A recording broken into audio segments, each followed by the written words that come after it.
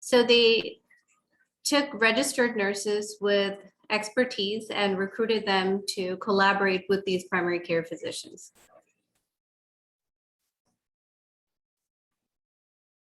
In 1965, there was development of Medicare and Medicaid programs, which is health insurance.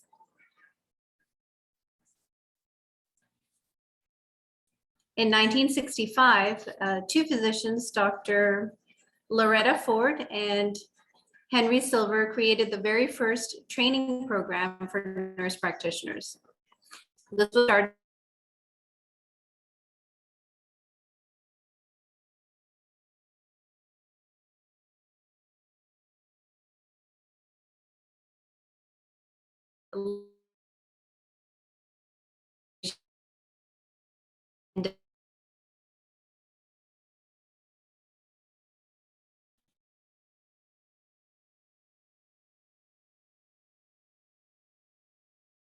care to patients. There is formal education that's required beyond general nursing. At the minimum, a master's degree entry level. Majority of programs these days have a doctorate, so a doctorate of nursing practice or a PhD. And of course, being able to explain and apply theory, ethical, legal, caregiving, which is all part of our nursing profession. We also have to maintain certain core competencies currently for the nurse practitioner certification. About every 5 years, we have to take these, complete these competencies. And of course, our profession is influenced by changes globally, socially, politically, and economically. There's something called an advanced practice registered nurse consensus model. So this was created to have these various advanced practice roles specialized in a certain population. Now, majority of advanced practice nurses in the United States are nurse practitioners. The second most is nurse anesthetists. The third, nurse midwives, and the fourth, clinical nurse specialists. What is the education preparation for becoming a nurse practitioner? So you have to start with a bachelor's degree. This is minimum of 4 years, followed by taking the National Council Licensure Exam, the NCLEX. Once you pass that, majority of programs require you to have at least 1 to 2 years minimum of experience as a registered nurse. And then you enroll in a graduate program. So either entry level is a master's degree, words a doctorate, DNP, nursing practice degree. Once you complete additional 2 years or 4 years, depending on master's versus doctorate, you take the certification exam. Is a very similar track. However, for the nursing background, they require at least 1 to 2 years of experience in the intensive care unit. Likewise, for nurse midwifery, very similar track, but while you're gaining your experience as a registered nurse, you can do additional certifications like neonatal intensive care nursing certification. And again, a very similar track for clinical nurse specialists. Now, what exactly do each of these roles do? So certified registered nurse anesthetist mainly work in preoperative, intraoperative, and postoperative management of patients, pain management, and advanced airway management. Certified nurse midwives Many of them work in rural areas, so they are actually serving as primary care providers. A lot of health promotion, disease prevention, gynecological, sexual and reproductive services, and of course, pregnancy-related care. So prenatal care, delivery, and postpartum care. And clinical nurse specialists, they are expert clinicians, educators, research, and consultants. Nature of practice for nurse practitioners. We are licensed independent practitioners. We practiced autonomously and in coordination with other healthcare professionals, the physicians, respiratory therapists, physical therapists, social workers. Our role includes diagnosis and management of both acute and chronic conditions.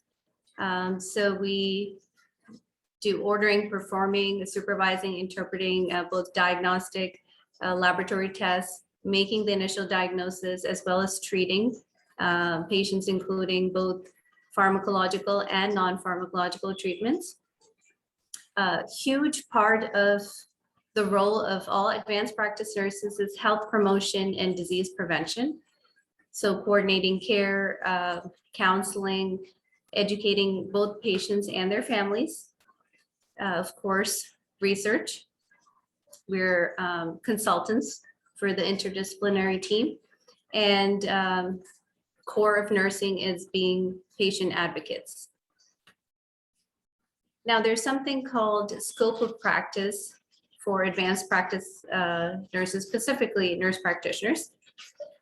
What you see in green is a full practice authority where the state that you live in allows you to independently diagnose, order tests, treat patients without requiring a supervising physician.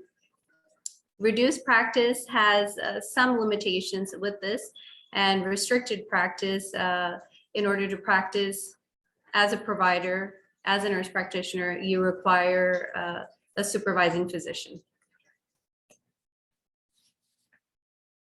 Now, where exactly do nurse practitioners work? So they, of course, work in the primary care setting. I have trained both as a family nurse practitioner as well as an acute care nurse practitioner. And some of the roles that an acute care nurse practitioner can do is in subspecialties. So cardiology, electrophysiology, critical care medicine, pulmonary, trauma surgery, nephrology, gastroenterology, and emergency medicine. So why become an advanced practice nurse? Well, there are prosperous job outlets. There's more areas for specialization. So if you didn't want to do primary care, of course, you can go into one of those above mentioned specialties. And there is further independence of practice. So as mentioned in 2 slides before, although some states have restricted practice, you are still considered an independent provider, meaning you have your own license. You have a supervising physician who is your resource person, but you are still an independent provider. Of course, enhanced leadership opportunities, competitive pay. These days, there is a huge growth of telehealth, especially during the pandemic. And of course, more flexibility in your hours. And that is the end of my talk. Thank you.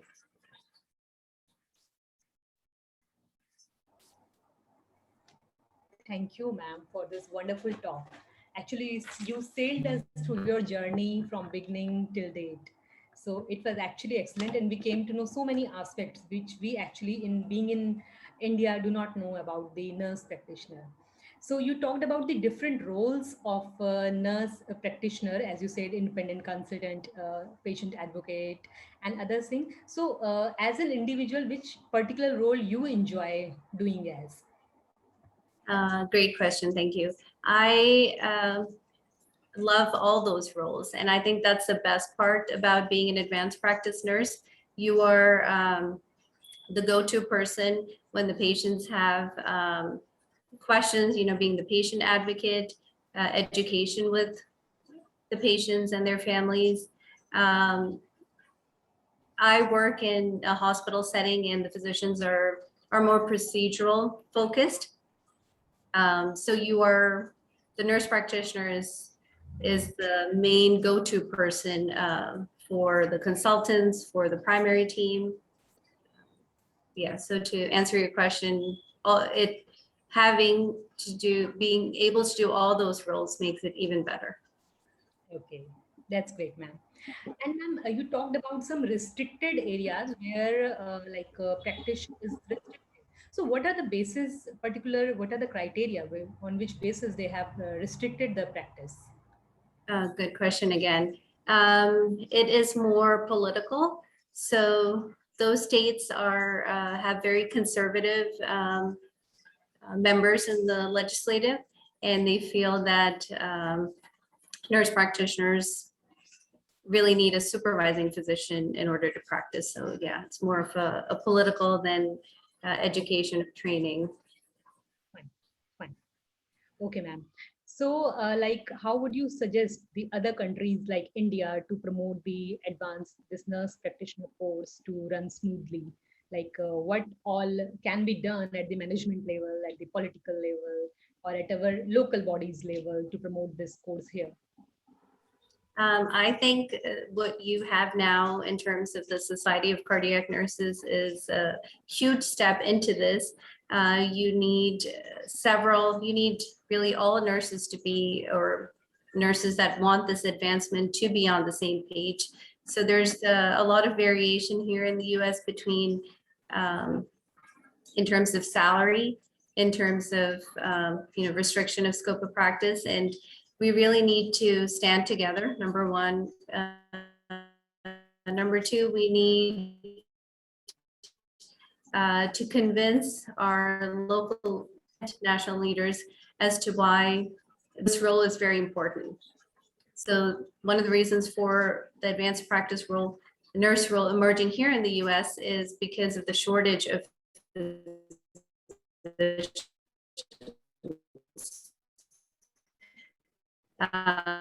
both in primary care and now in specialties to represent on both the state and a national level. We wish to have such eminent leaders as the nursing is going far away now in India as well. So we are taking up many roles. So very soon, we really wish under the guidance of all of you, we will also be able to, practice advanced nursing practice there. So we have some questions in chat box for you, ma'am. So Ms. Sure. Shanti Ida, she asked what about independent midwifery? So is this also part of the this nurse practice only, advanced nurse practice?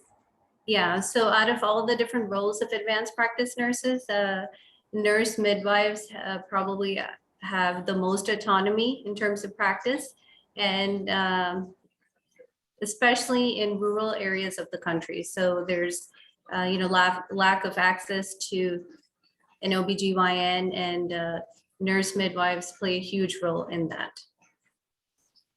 Okay. So there is another question by Amika Rani. She asked, can a nurse practitioner midwife advise medication, perform antenatal and postnatal checkups? Yes, all of the above. Okay, ma'am. And what is her role in cesarean section? Like she'll be acting as a helping hand? Yes. Okay, ma'am. Okay.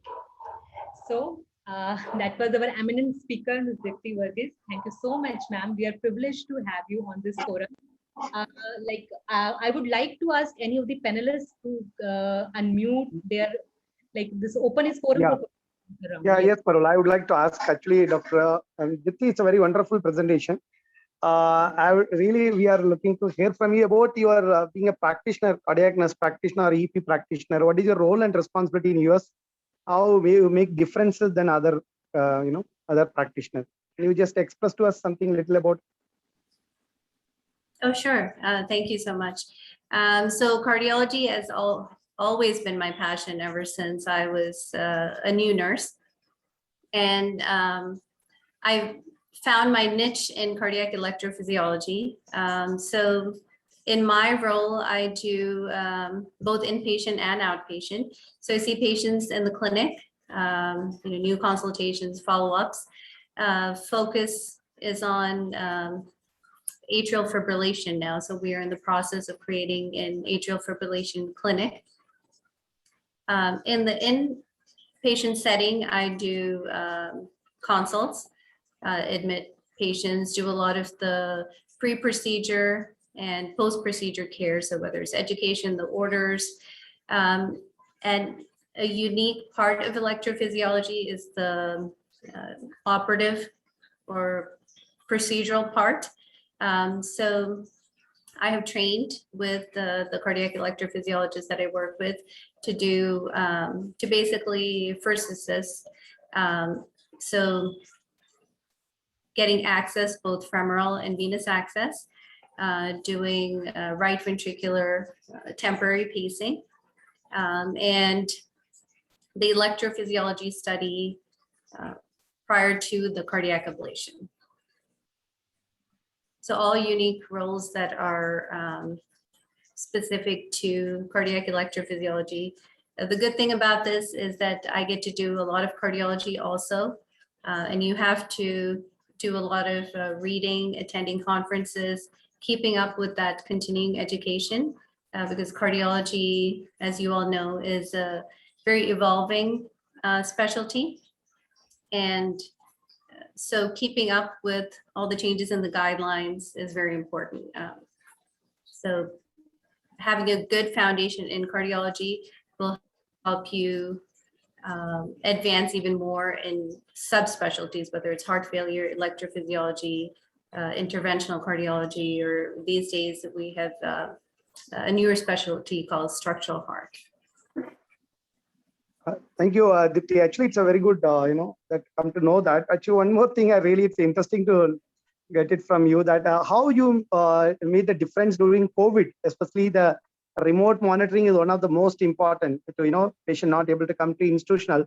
That's why we are all happy to know that we come out with the advance in India, even government of India, to realize that nurses to be utilized at the independent level to manage many extent. So can you express to us, and during COVID, being a nurse practitioner, cardiac nurse practitioner, and EP practitioner, how you monitor, how you made really more good enough to be the, to the healthcare system in US? Oh yeah, good question. So especially during COVID, we were still very busy. There were our baseline set of patients who had their, arrhythmia problems or cardiomyopathies or heart failure problems. But COVID also induced a lot of these problems, increase in whether it's tachyarrhythmias, heart failure. So in the beginning of the pandemic, we did do telehealth visits. So it was a video chat. Patient would take their vital signs, their blood pressure monitoring at home. If they had devices, they would do a remote transmission of that. And we would get it on our end and discuss our findings.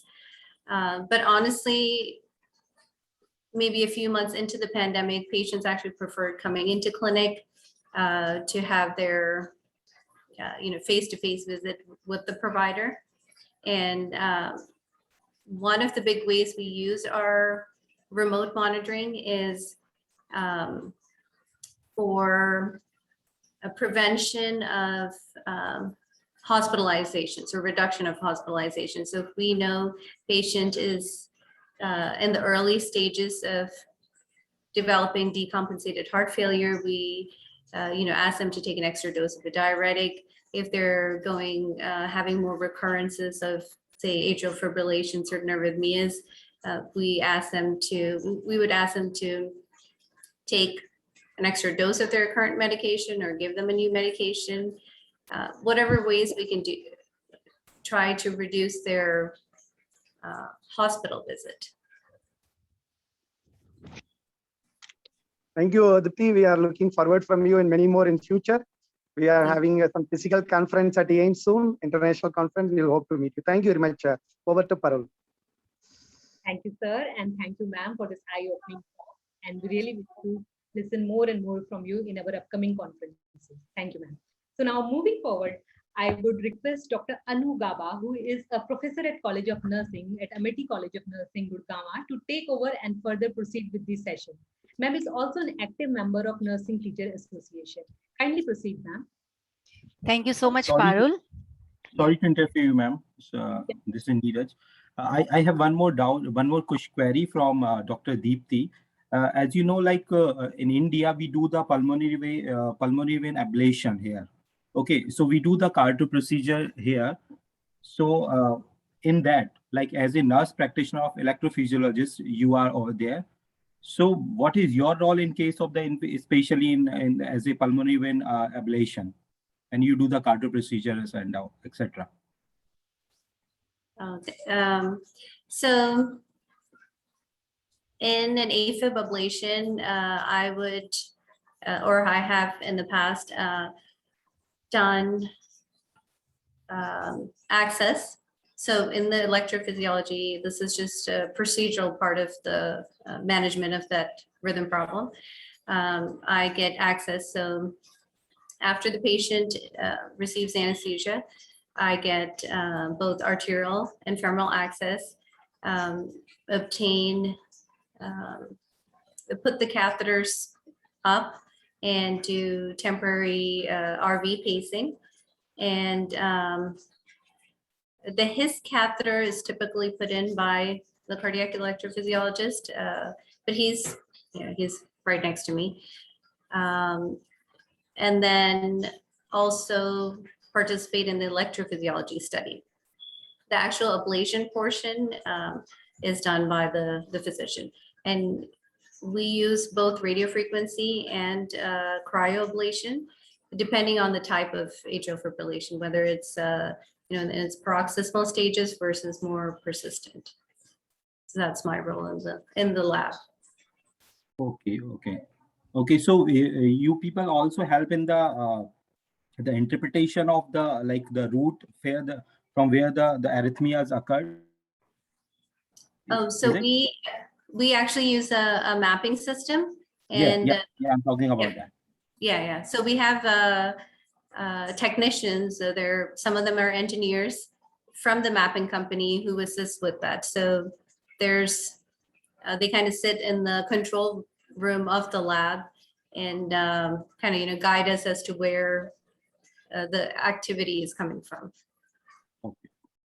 Thank you so much. Thank Dr. you. Deep. Thank you so much. A very good evening to one and all present here.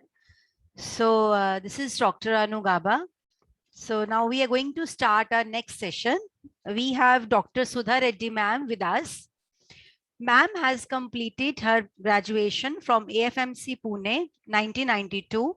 She has completed her post-graduation from KLE Institute of Nursing Sciences in OBG Nursing, MPhil from Manipal University 2006, and doctorate degree from INC in 2014. She has participated as a SOMI leader in exposure visit to Sweden 2009. Ma'am has a part of many UGC, NAC, and INC peer team visits for evaluation of universities. She is a master trainer for virtual capacity building program for midwifery faculty organized by INC and UNPFA, and also master trainer for helping babies breathe program. She has a principal investigator for funded project on mental health for postpartum mothers with Thomas Jefferson University, USA. She has organized many international and national conferences and workshops. She has total 27 international and 17 national publications in her credit. Ma'am manages dual role at hospital and nursing college. Ma'am is advocacy committee member in Association of Nurse Executives India. Welcome, ma'am. Welcome to the webinar. Over to you, ma'am. Thank you, Dr. Anu. I'll just share my screen, and a very good evening to all of you, the nursing professionals across India, and Deepti. I'm really privileged to be in such a platform, because when Dr. Farooq called me up and he said, "Ma'am, you have to speak something," I said I practiced cardiac nursing when I was a student and nursing officer in the army, but now I'm a administrator. No, ma'am, some experience you share with us. So I hope I'll do justice to him. And Neeraj sir, I'm so impressed by the way so passionately you introduced the Cardiac Nurses Society of India. Like इससे लगता है कि आप कितने passionately have been working on it with your group, like Parul is with you, Danny is there, and Mayamma, and all others who are your office bearers who are here today representing your society. And look at it, your interdisciplinary collaboration with the other people, even a publisher who is, many of us are publishing books. So they have given a platform for us to meet. And of course, the Nursing Teachers Association of India. And I really would like to work with both of you, all of you, because we were doing our calendar of events for the coming year. And we were thinking like what kind of national level conferences and workshops we need to take department. I was planning on a conference on artificial intelligence in nursing, but then at state level, at least I would like to collaborate with all of you and get members from my place also. Be in touch with me, Neeraj sir. And of course, I'll be in touch with you. After all this, Dr. Gopi Chandran from AIMS, most of you from AIMS, I'm seeing the office bearers, and do convey my regards to Lata ma'am. And we are very happy about this advanced nurse practitioners, this topic which we discussed today, and paving the way in India, of course. And Deepti, we are so proud of you. You're one of the many nurses from India who are doing good abroad. Half of my FMC batchmates are nurse practitioners, nurse anesthetists in US, in different parts. And we do share conversations and know the challenges which we are facing, which America faced from 1940 onwards. With this little acknowledgement to each and every one of you who are attending today's webinar series, I would like to start with it. I hope I do justice to the topic with whatever material I've collected and I would discuss with all of you. And, I start with this picture. I bring a lot of greetings to you from Kelly University. And if you look at this picture, this shows Dr. Sadhanava, who is the elderly person in the middle, and along with him, the person in tie is my medical director and chief executive. Sir is the governing body member of the hospital. He himself is a doctor. Then it's me there. And I have so many nurse practitioner students. Of course, the tall person tie behind is Dr. Rajesh Pawar, Vice Principal of the Medical College. We met in the MD's room, and some of them are passed. 2 of them have passed out. One is a final year student, and the remaining are the first year students. So we get a lot of support from them. I think we as nursing professionals fail to gain their notice and, to come up because of the lot of issues. It may be politics, it may be we not being confident enough to pursue the matters at higher policy levels. So they are always supportive. And I think we need to become stronger if we dream of having a nurse practitioner, like how they have American Academy of Nurse Practitioners. If we dream of having an Indian Academy of Nurse Practitioners in years to come. Like a little bit of introduction, I just went through some journals and I was reading through what is this advanced practice nursing. Matlab, we are going to talk about it, but what exactly is it? It refers to the enhanced and expanded healthcare services and interventions provided by nurses only, provided by nurses who in an advanced capacity influence clinical healthcare outcomes and provide direct healthcare services to individual families and communities. It is a definition taken from CNA and Hamrick and Tracy's definition from 2019. And again, the picture down are pictures of my nurse practitioners inserting, extubating, helping in intubation. So that's why I have thought that to really show that in every part of India where NP is happening, things are happening. It's not that it's not happening. The best example is the beautiful, amazing series of webinars, which with ECO, the Ministry of Health and Family Welfare had, Rati Balachandran and Anuradhika, and the whole team of master experts from around India. I mean, it was an amazing 10 weeks program. And you could see the nurse practitioners doing case presentations, presenting. And I was thinking, my God, are these our nurses? Where are they? I mean, everyone should know the visibility of them, what's happening. There's a slow revolution happening in India, actually. And then what I learned, glancing through some literature, was like we have an advanced practice nurse who is the one who has acquired through additional education the expert knowledge base, complex decision making skills, and clinical competencies for expanded nursing practice, the characteristics of which are shaped by the context in which they are credentialized to practice in different specialities, like how Deepti was mentioning some of them. This is an ICN definition of in 2008, who say what is an advanced practice nurse and what does she do. Whereas the clinical nurse specialist and nurse practitioners are two types of advanced practice nurses, most frequently identified internationally. So it should be very clear that we have advanced practice nurses, and there are two types: the clinical nurse specialist and the nurse practitioners are the two types of APNs, which I was like, when glancing through the literature, I was trying to understand, oh, so they are the CNPs and the NPs who form the APNs. And then if you look at these pillars of advanced nurse practitioners, they have this clinical management and leadership skills, education and research.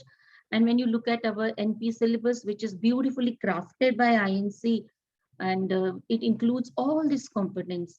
And then the standards and practice of skills, the advanced level of practice and creation, and the employer assurance of the competency, the professional build-up upon the reputation of the nursing profession, and the public confidence and assurance in the continuing care is what is the challenging thing which the advanced nurse practitioners are doing. And so who are the advanced practice nurses and what do they do? They provide safe and competent patient care. They have their foundations in nursing education. They have roles or levels of practice which require formal education. Nobody can become a nurse practitioner without any kind of formal education beyond the preparation of the generalist nurse, like where we have minimum entry level as a BSc nurse for our this, and masters for the doctorate in nursing practice program. So always adopting a basic standard is safe for the competent nursing. So with this little bit of basics, then I'll move forward to discuss what's happening in India. But when you look at the advanced practice nurses, they also have roles or levels which of practice with increased level of competencies, which we have seen in our NPs, and capability that are measurable beyond that of a generalistic nurse. And we all agree that NPs in India, whoever are there in the colleges across India, have succeeded in doing much more than what a generalist nurse is doing in the ICU.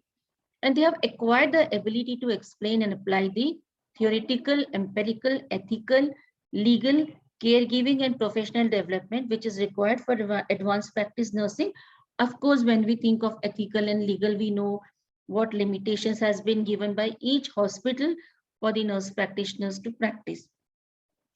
And these APNs, their competences and standards, which are periodically reviewed for maintaining currency in practice, are influenced by the global social, political, economic, and technological milieu, which we have not yet really started thinking in India, because we have just started, I think, the 4th or 5th batches on the run now in India. And but then it really proves that the advanced practice nurses, like if you look at some research study which I got through, which was conducted in Australia, it found that nurses in the field of advanced practice nursing exhibit patterns of practice that are different from the other nurses. According to Gardner et al. In their study, they had done a study in 2016 where they worked on this, identifying advanced practice, a national survey of a whole nursing workforce, and they found out कि नहीं, जो ये nursing advanced practice nurses हैं, they do exhibit different patterns of practice above our nurses. And using an advanced practice role delineation tool based on the strong model of advanced practice findings, it demonstrated the capacity to clearly delineate and define the advanced practice, again in 2017 when they did the study. So these people are required, the advanced practice nurses are required to support specialized and super specialized healthcare services, specialist nurses, and they will be able to meet the demand. We are still not able to come in terms because some of us feel ki kuch ho hi nahi raha hai, NPs do not have a career path. We'll come to it in the end of the presentation in the last few slides. But then because why we are positive, why I am positive as a nursing professional is because in the new national education policy, if you go through, there's a mention of nurse practitioners. They have a national common NEET and exit exam and other things. And in that they have the mention of nurse practitioners, the new education policy. And we know what is happening with the independent nurse midwifery practitioners. In 2018, the government guidelines have been released by the Prime Minister Modi, and in the conference, the 2018 guidelines are there. If you go to the Ministry of Health and Family Welfare website and click, this huge amount of work which is done to get midwifery visible in India. That there were 6 NMTI set up, National Midwifery Training Centers, then every state level, which is called as SMTIs, State Midwifery Training Centers have been set up. If you go through that, there's a lot of scope even for the private universities and colleges to get a center for them at state level to start the midwifery training.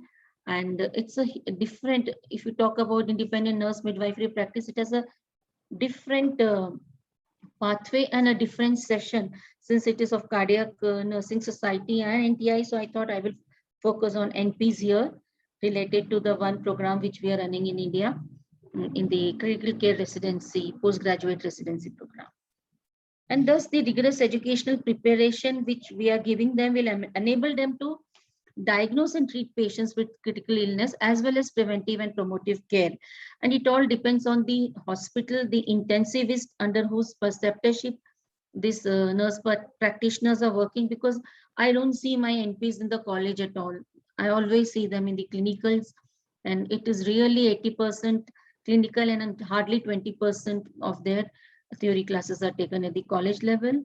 And it is one of the first postgraduate programs, I think, in any specialty across India where competency-based education has come up. We started with BSc recently, but the nurse practitioners have this in India. And there are a lot of models, like this is one 360-degree approach to patient adherence, like where we know that we have predictive behaviors, predicting the behaviors and personalizing the interventions, and scaling up adaptability. If you really know what it is and customize it to the Indian system, like if you look at the predicting behaviors, it means developing comprehensive view of patient with real world data, conducting modeling to identify key drivers of non-adherence, and apply predictive analytics. So here, when they mention this, it doesn't mean only the nurse practitioners who are working in the critical care setting here, but also the family care practitioners. And then when you look at the personalizing interventions, means refining targets, focusing on high priority segments, and personalized interventions designed for patient specific drivers of non-adherence. This is basically a model which is focusing on the strategies to be learned and employed in independent nurse practitioners in the community, which we had started in India, but it didn't roll down. And the third point is scaling up the adaptability, where you test and learn, and you also develop cross-functional capabilities to deliver a comprehensive engagement strategies. So this is a rigorous training for the advanced practice nurses, which should come in our educational program. Now, I just want to again come back to the basics of what is happening with NPCC in India. Just taking an example, it started in 2017 in India. We never had any students in the first year, 10 seats, nobody came, because it's still not so popular in South India. And the institution, we enrolled in the NPCC program, and we are one of the 8 in the state of Karnataka. So imagine, in spite of having 30 seats, we just have 6 seats, which shows it's still not well taken by the students. They don't know where they will be placed after they take it. Still, in spite of all those challenges, to motivate people and make them join in a place where no other colleges except Manipal here, now we run NPs. This year many have applied. Again, this is a picture of our own students. So just for all of you, that NP, we all know it's a postgraduate nursing residency program. We have competency-based training, 2 years. And we should always remember these 3 things, that जो competency-based program है NPs का, it has core courses, advanced practice courses, and clinical courses, besides clinical practicum, which is a major component. So we have core courses, advanced practice courses, and clinical courses, which comprises of this. And it's a major approach. And this education is based on competencies which are adopted from the International Council of Nurses and the NONPF, which is the National Organization of Nurse Practitioner Faculties in US. So NONPF competencies of 2012. And an attempt has been made by INC to propose this curricular structure towards preparation of NPs at master's level.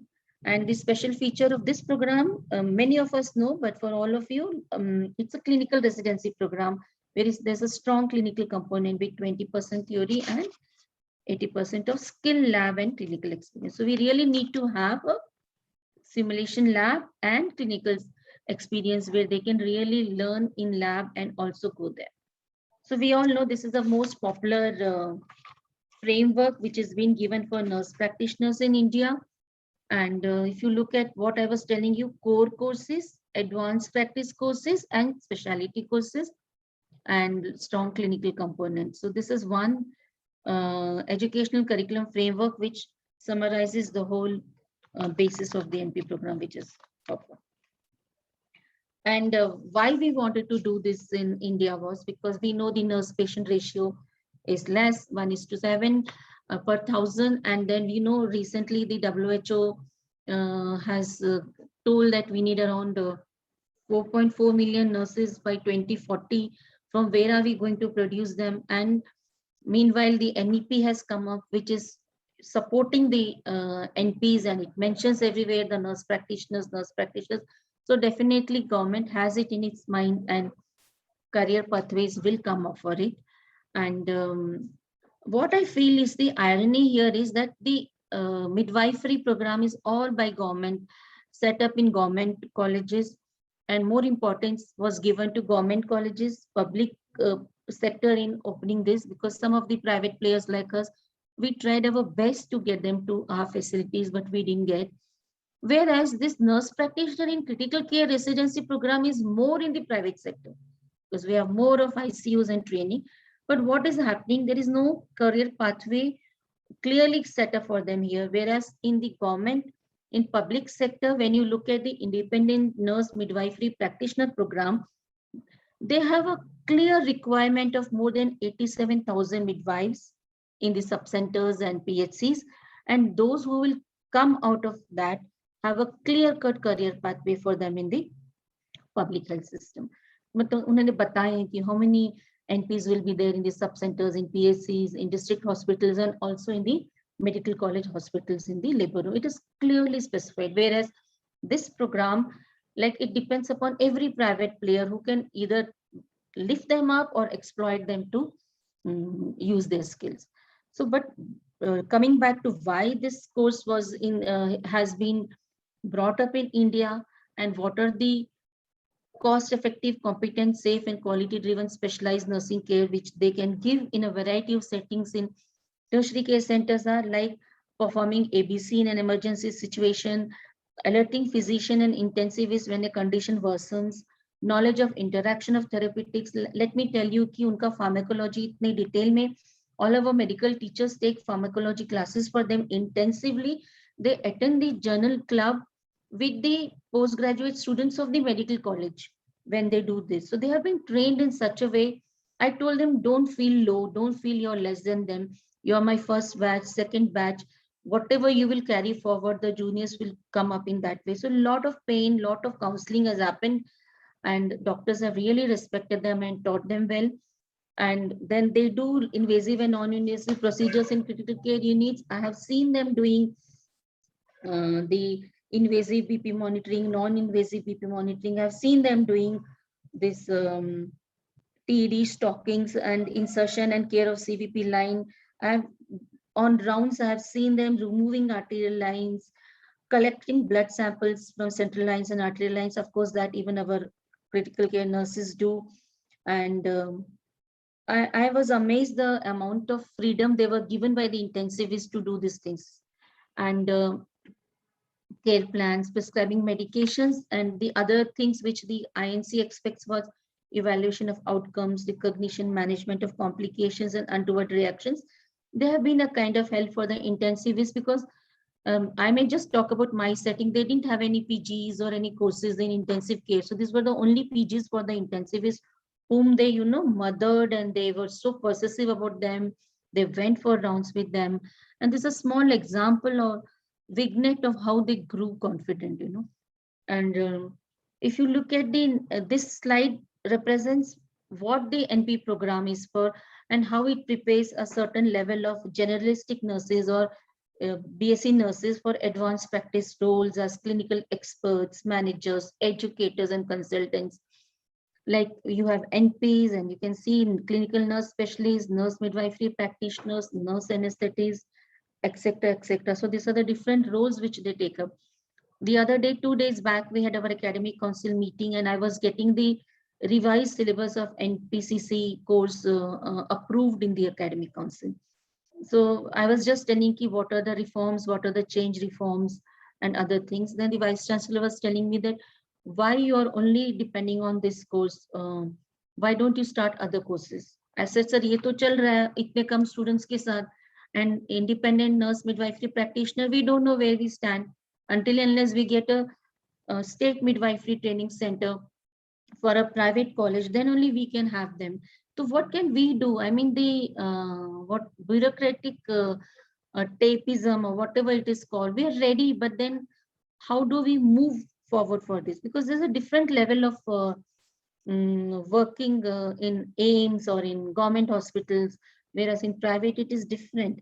So he says, why don't you do something else? I said, sir, I'm thinking of getting nurse anesthetist program to roll in with Thomas Jefferson University. But then, we get a program, and if it is not under INC, then people are reluctant to take it. So I'm very happy that INC is thinking about DNP, that is a doctorate in nursing practice program, which it is going to pilot test in Karad and MGM Mumbai. That is what I have learned.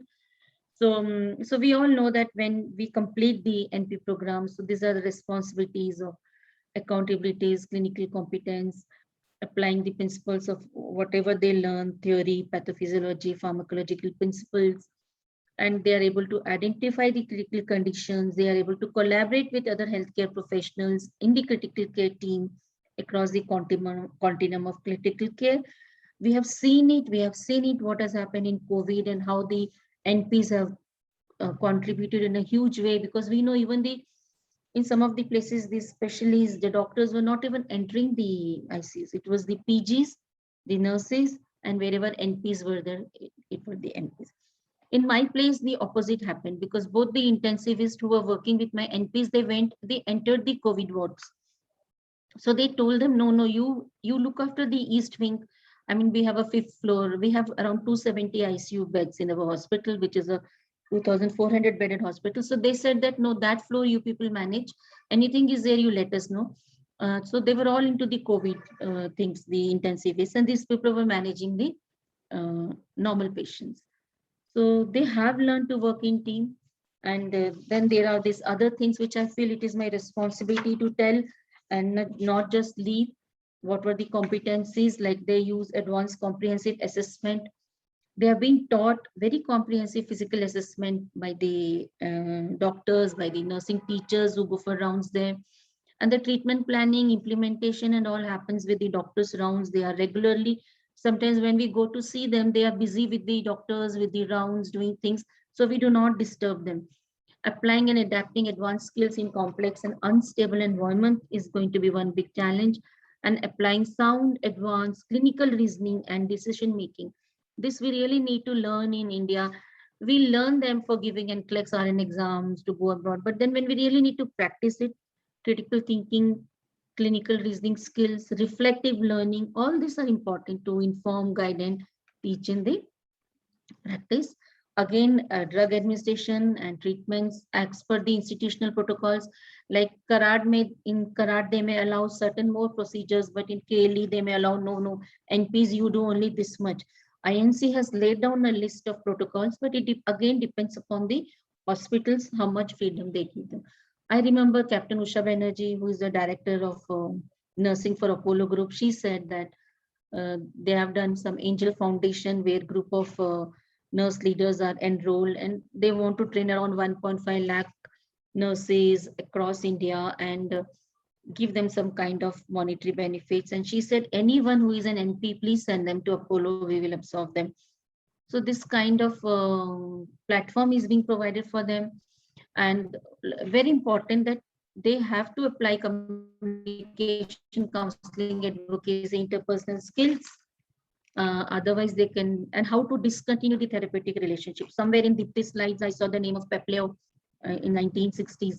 So we all know Hildegard Peplau, how she was, and she introduced the most beautiful theory of communication, interpersonal communication. And then applying sound, advanced clinical reasoning and decision making. Finish this. And also then we have the other competencies which they need to have. Introducing tests, evaluating and managing evidence-based practice. We need so much in India, because if NPs will really be empowered, then they will be the people who can man at grassroots level and provide this kind of services. And without any good clinical practice, if there's no research and we do not have any evidence-based practice to improve the safety, efficiency and effectiveness of care, then it's of no use. So that is another competency which they develop, and also engage in ethical practice in all aspects. Like there's so much of confusion. People say that after doing nurse practitioner in critical care residency program, can we practice in the clinic community? Can we open a clinic? Can we practice? But then they are nurse practitioners in a critical care setting. So they have to work there and provide care to the critically ill patients. NPs, more forms of NPs will come up, a family care practitioner program will come up in India, which when they do, they may practice in the community. And then these are some other, I may not go into so much of details about the competencies, but again, these are another 3 last competencies which I would really like to just, run through. Like you have to accept the accountability and responsibility for your own advanced professional judgment, actions, and continued competence.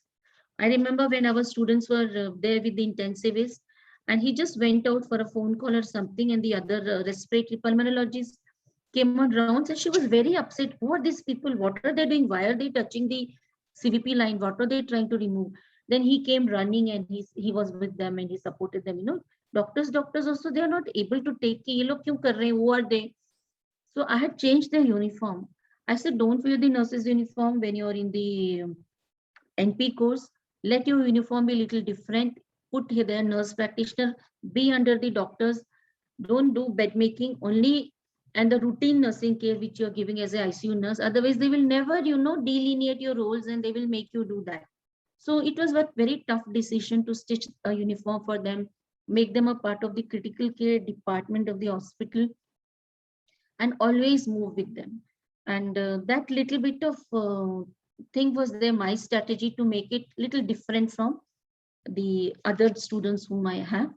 I may be right or I may be wrong, but that was a thing which I had to do in that setting to prove to them, to show them कि कुछ अलग course है. And कुछ doctors जो US में या Saudi में रह के आए थे, they knew what it is and they took it well.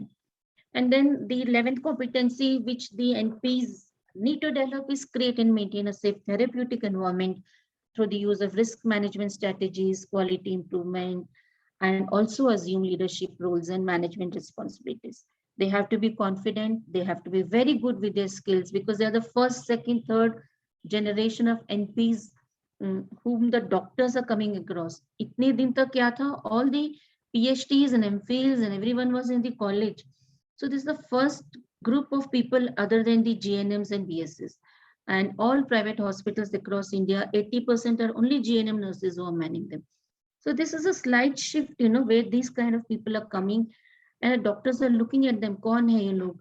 Kya karte hain? So it's a very challenging thing for them. They are the torch bearers for all of us. to develop their leadership and management responsibilities and show them, yes, whatever little scope you have given us, we are trying to do justice to it. Now comes the main slide, and I think it's the last slide where we think about the challenges. What are the challenges? Everyone knows, each one of us who are attending this, हमें पता है कि NPs what challenges they are facing. Like there are countries, that have clear career tracks or career ladders and grading. Banding होता है UK में, they have band nurses. So they have these banding systems in place for nursing role titles, descriptions, credentials, hiring practices and policies in other countries related to NPs. And these grading systems or level of roles will impact on the implementation of the advanced practice nurses. They can be CNS or they can be NPs, as the grading system will stipulate a certain level of education and years of experience, and also the roles at advanced levels. But this kind of grading system is likely to ensure that nurses working in a specific grade will perform at a more consistent level, because they are going to be viewed to have similar education experience. So हमारे यहाँ पे for NPs to have a clear cut career pathway, grading system, how much salary to give them, all this is a very, very huge challenge. And then protecting the role titles with clear credentialing requirements will help ensure a very consistent role implementation for them. And most importantly, these guidelines will emphasize that these APNs, whether they are NPs or CPNs, are fundamentally a nursing role built on a nursing principle, but aiming to provide the optimal capacity to enhance comprehensive healthcare services. बहुत complicated sentences लगते हैं, but this is what has to happen for NPs in India.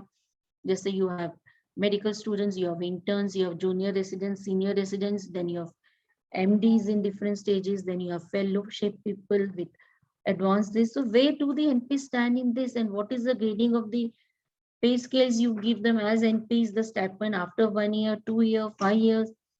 So, and we should make it very clear to our doctor fraternity and our friends that we are not in competition with other healthcare professionals.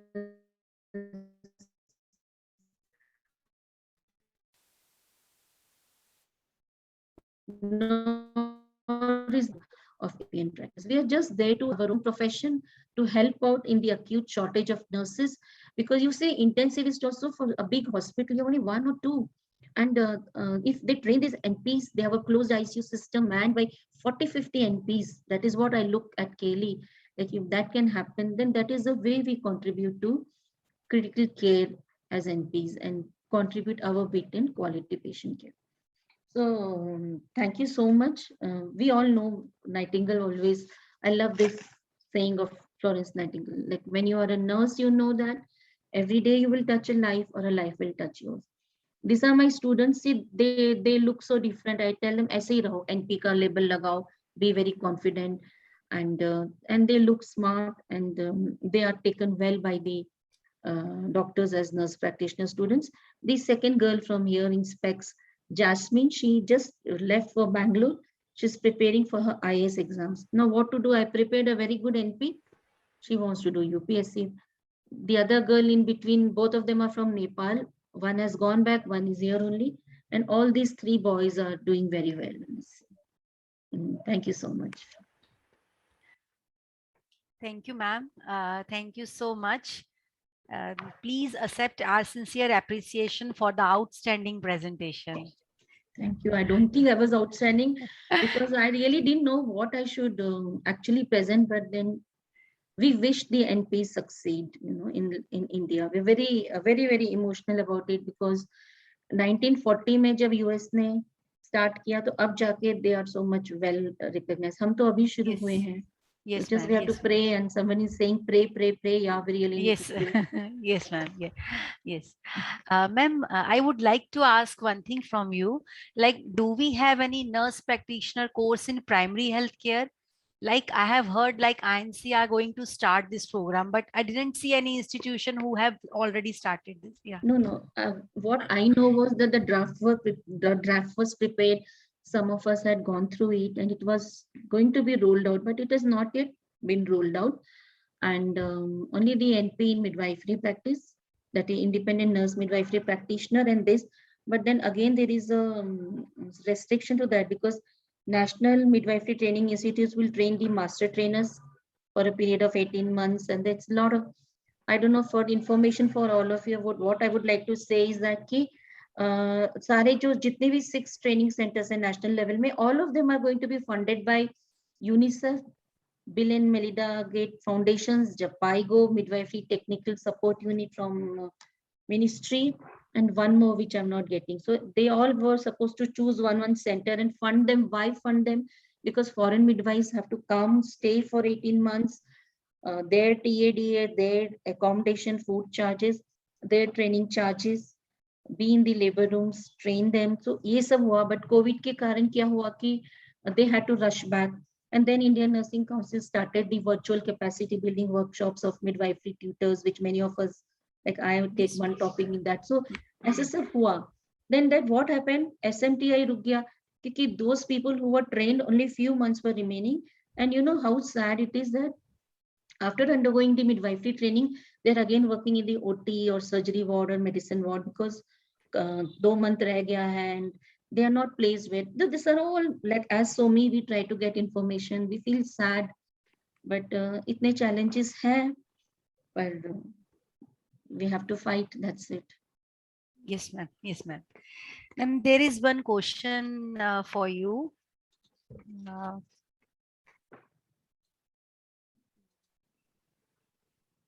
Ek to how can we become TNI member, and another is how will we get credit hours? Ma'am, it's in chat box. Okay, Like after completing this NP course, where we have to register?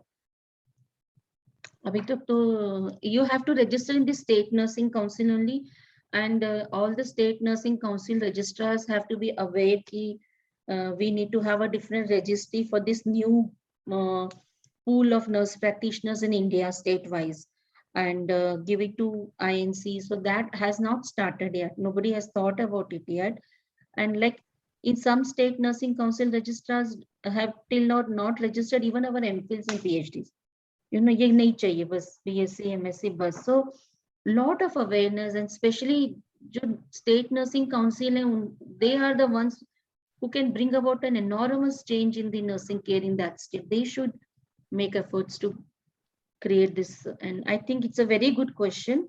Like since I have NPs, then I will definitely write to my council to see that there is a gate open for registering them.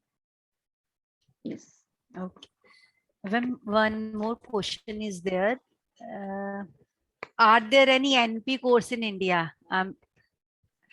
Yes, we have nurse practitioner in critical care nursing. It's a postgraduate residency program.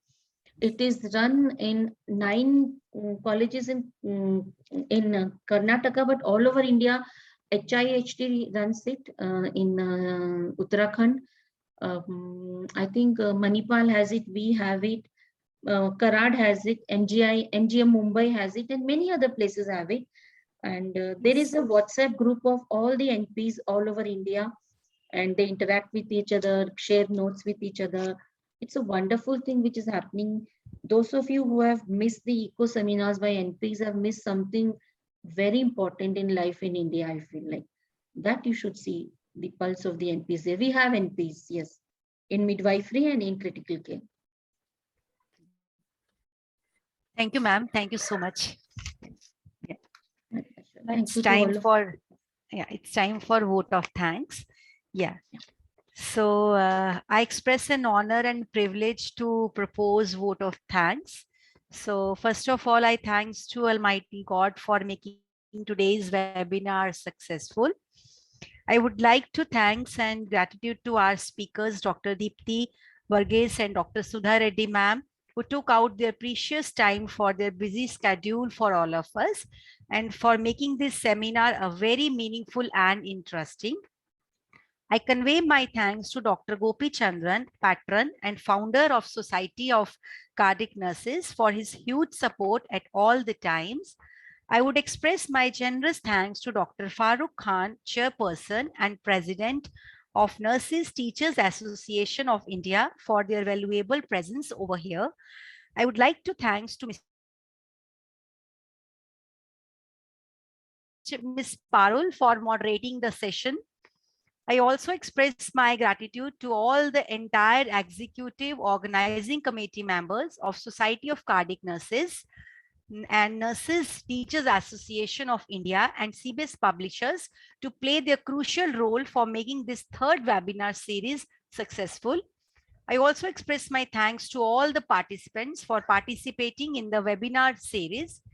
So I would say, like, skills are the keys for success.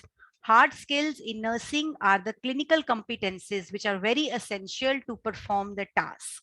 So with these lines, I will hand over this session to Ms. Pratigya. Ms. Pratigya. Yes, ma'am. Thank you so much. I am Pratigya, PR officer from CBS Publishers and Distributor. We are honored to be a part of such distinctive initiative taken by Society of Cardiac Nurses and Nursing Teachers Association for helping nurses learn more about advanced nursing practices. I would also like to thank our eminent speakers for imparting knowledge on various facets related to nursing. And at CBS, we believe in upliftment of nursing professionals through sharing quality education and knowledge and pave the way for a better future. We also believe in taking new initiatives in order to provide quality nursing education. So I'm glad to share our 3 major accomplishments to take nursing education to the next level, which is first is Nursing Knowledge Tree, where we have published quality nursing books authored by top most faculties and institutes. Second is Nursing Next Live, the next level of nursing education and the first digital platform to provide quality nursing education in various forms. Third is Nursing Next Social, India's knowledge sharing networking platform to connect all the faculties to provide them with webinars, journals, and to help them to join our author, contributor, and reviewer board. And lastly, I would like to thank the SOCN and NTA members who partnered with us and made this journey more beautiful for us. We cannot end this webinar by thanking our lovely audience members who made this webinar so interactive and a huge success. So I would like to thank all. Thank you, Pratigya. Thank you, everyone. Thank you. Thank you, Thank you everyone. so Thank you so much. Thank you, Farooq and Thank you, ma'am. Poonam. Yeah, and nice to know new people. I think I met Neeraj here. Thank you, madam. And I'm Dr. Gopi. Gopi. Hi, Gopi. Hello, madam. Nice I've to heard meet you. about you. You must have heard about me, but I'm seeing you. Yeah. When he told me that Farooq, I told immediately, madam should be there. Thank you. Thank you so much, ma'am. Thank you, Sudha, ma'am. Really, very respected, ma'am. Really, I called the ma'am and madam without any taking any time. Madam, given the time for our webinar. Really, ma'am. Thank you so much. Yeah, And thank you, Deepti, ma'am. thank Deepti, I you, think, left, Deepti, ma'am. Deepti Yeah. is there. Yeah. Deepti, Okay, thank Pratigya, you. and Poonam. Thank you. Thank you. Thank you so much, Sudha ma'am, for your all-time support. Thank you. Chalo, see you all. Bye-bye. Thank you, I'll be in Neeraj, touch with Tiny, you. everyone. Thank you. Thank you, everyone. Thank you, Sudha ma'am, Deepti Yeah, ma'am, thank you, Ram. and Thank all you. everyone from NTA and CBS. Thank you. Thank you so much. Special Thank you thanks so to much, you. everyone. Thank you, Deepti Thank you so ma'am. much. Yeah. Nice to meet you all. Nice meeting you all. Bye, Anu. Thank you for Thank you, coordinating ma'am. with you. Yeah. Bye, ma'am. Take care. Bye-bye. Yeah. Chalo, yeah.